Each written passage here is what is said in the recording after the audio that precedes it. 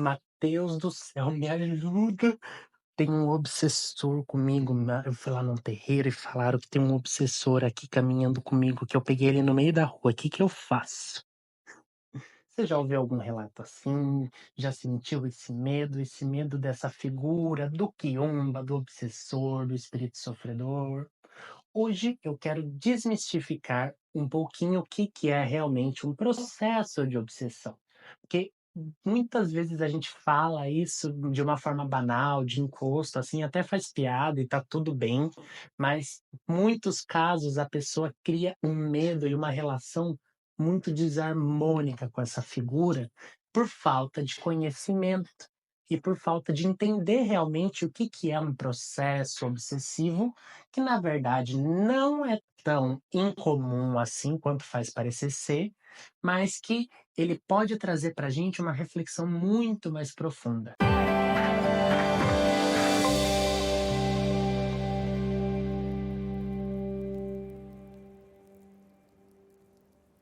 Se você não me conhece, como você viu, meu nome é Matheus Pessoa, sou terapeuta holístico e vibracional, e aqui nesse canal vou buscar sempre trazer conteúdos de autoconhecimento e espiritualidade e terapia. Enquanto terapeuta, uma das funções que eu gosto de exercer nesse canal é de conscientização, debate, instigação, explicação de alguns temas, né?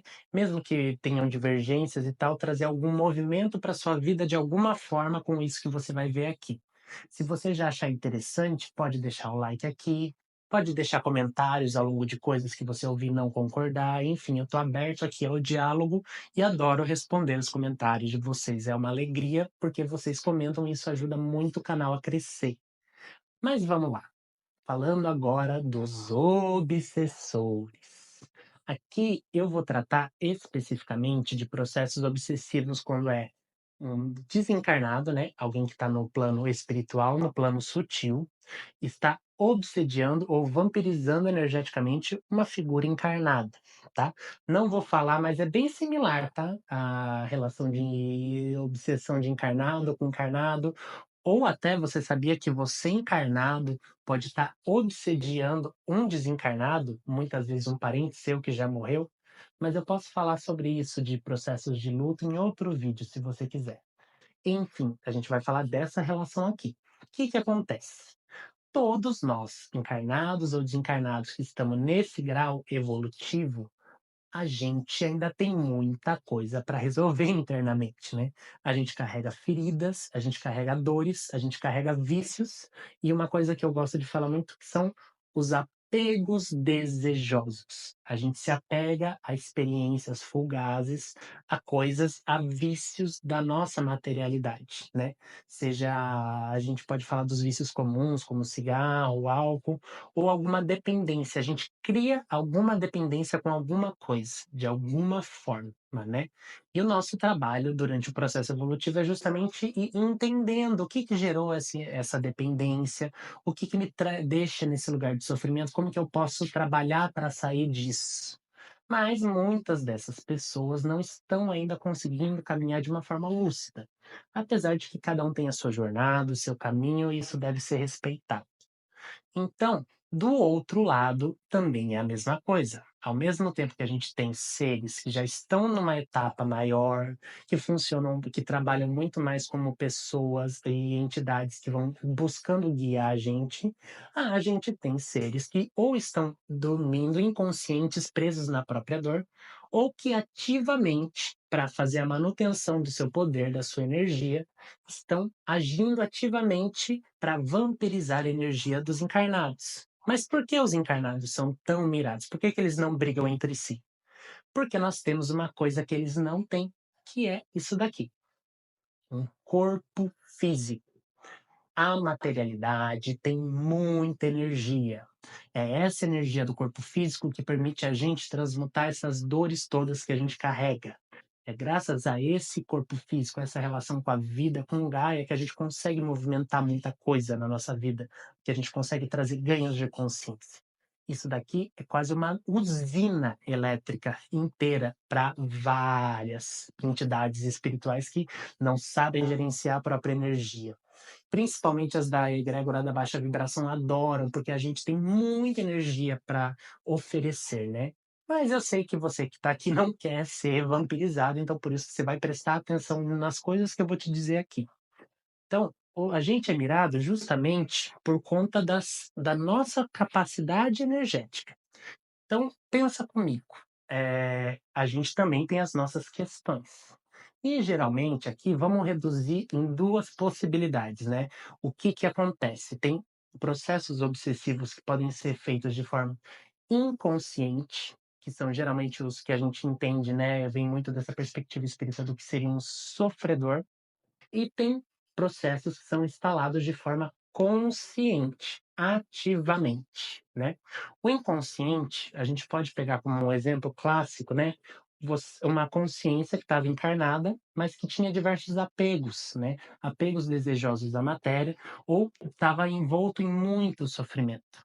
Quando ele perde o corpo físico, ele fica só com a carga emocional do que ficou, com essas densidades que ele ficou. E essa densidade deixa ele meio que preso no que seria o duplo, né, é uma segunda dimensão aqui, e ele não consegue transcender, não consegue ver outras coisas, só que ele não tem mais o corpo físico para transmutar tudo isso daí. Então, ele vai buscar de alguma forma, é como alguém que está faminto há meses, imagina você faminto há meses e não tem como saciar essa fome. Então ele vai procurar pessoas que tenham uma certa similaridade, ou seja, que tenham, de uma certa forma, uma ressonância com a tristeza dele e vai naturalmente se acoplar. É quase como se ele encontrasse um banquete, um oásis no meio do deserto, um que ele pudesse acessar. Então ele faz isso de forma inconsciente porque ele está necessitado de energia, ele não consegue se sustentar sozinho. E isso vai alimentando as dores da pessoa. Por quê? Ele encontra dentro da pessoa uma tomada aberta, que é justamente a ressonância com a tristeza, com o sentimento que ele carrega. Então, tipo, ele carregou uma questão muito profunda de dor, de abandono, né. E ele encontra um encarnado que, por mais que esteja sofrendo, tem muito mais energia que ele, mas que também está vivendo uns processo muito longo de abandono. Então, por ressonância, ele consegue se atrair e se acoplar. Mas aí ele vai criando um processo meio que de simbiótico, porque ele potencializa o sofrimento do outro e o outro potencializa ele com a energia. Então, quanto mais tempo essa relação dura e é alimentada, isso acaba gerando um atrelamento muito forte, né? Mas de uma certa forma inconsciente. O outro consciente são aqueles, né, que ativamente realizam movimentos para vampirizar a energia dos encarnados, né? Ou seja, eles fazem esses mesmos processos de buscar as fragilidades de uma forma intencional e muitas vezes, muitos casos, organizada. Eles se juntam em organizações para criar estruturas complexas, justamente para fazer a manutenção dessa vampirização por mais tempo, né.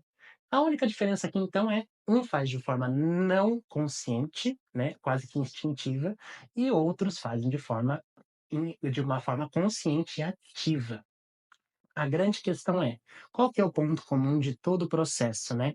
Você deve estar pensando comigo, como assim é permitido isso estar dentro da lei divina, alguém abusar da energia do outro? O ponto-chave é que todo o processo obsessivo, ele pode não ter sido pedido, ele não pode ter sido querido conscientemente, mas alguma janela inconsciente se abriu dentro de você. Porque existe ressonância com algo que você ainda não trabalhou internamente, alguma ferida, alguma questão, algum aspecto seu, que permite com que vibratoriamente ele consiga gerar uma afinidade, certo? Ponto. Então, a gente começa a pensar. Pensa comigo aqui, vamos refletir. Existem diversos processos que podem tirar um obsessor de você. Você pode ver tanto em centros religiosos, isso é muito comum, o fato de afastar essas figuras que estão acopladas no seu campo, não é algo necessariamente difícil. Torna-se mais difícil quanto mais tempo elas estão acopladas, porque é quase como se elas tivessem já a cola já tivesse secado entre vocês, então tem que ir soltando às vezes aos poucos, assim, demora para sair. Mas nada adianta você ir no centro espírita, no centro umbandista ou pedir para alguém fazer algum procedimento apométrico para você e afastar essa figura, se essa janela que está aberta dentro de você não se fechar. Porque ou você vai atrair a mesma figura, ou você vai atrair uma figura pior. Então você sempre vai estar sofrendo nesse lugar de obsessão, e às vezes sem perceber. Então, qual que é o ponto principal? Qual que é a melhor defesa contra um processo obsessivo? É caminhar com a sua vida para uma jornada de busca de alegria, ou seja, você buscar uma relação de alegria com a sua vida, melhorar a sua vida de forma prática. Tudo isso é você trabalhar as suas questões íntimas. Então, por exemplo, eu estou num momento muito insatisfeito com a minha condição atual financeira, né? Que pode me ajudar nisso? Bom, primeira coisa, a gente, dentro de um processo terapêutico, a gente pode começar a olhar os aspectos em você que te auto-boicotam, né? Porque se você está num momento de necessidade, é natural que você vai sentir medo, você vai sentir inseguranças, você não vai sentir a firmeza disso, de você, então você fica mais suscetível. E aqui eu não quero entrar num mérito de tipo, ai, todo mundo que está passando necessidade está suscetível. Não é assim também funciona. É só um exemplo para você entender que as desarmonias da sua vida, quanto mais você deixa elas persistirem, mais elas te fragilizam e você está indo contra o fluxo, porque a vida quer que você justamente melhore dessas questões. E lembrando aqui que a gente não desconsidera as desigualdades que existem na nossa sociedade. Eu costumo considerar elas como um adoecimento coletivo. A gente, enquanto humanidade, está adoecido de uma certa forma, né? Então, os sintomas eles são comuns. É quase como se a gente fosse um grande corpo que demonstra várias doenças, né? Principalmente doenças psíquicas atualmente, né? Mas o pouco que resta para a gente de protagonismo, de capacidade de gerenciar a sua vida, é importante que a gente se aproprie disso. E a terapia te ajuda nesse processo de você se apropriar da sua vida, melhorar a sua relação com a vida, para justamente ir fechando essas portas e ter a sua energia voltada para você, não ficar alimentando os outros, deixar que eles sigam a jornada dele. E isso vale principalmente para obsessores encarnados, mas isso é um assunto para um outro vídeo. Por hoje é isso, muito obrigado por me assistir, um abraço e boas vibrações.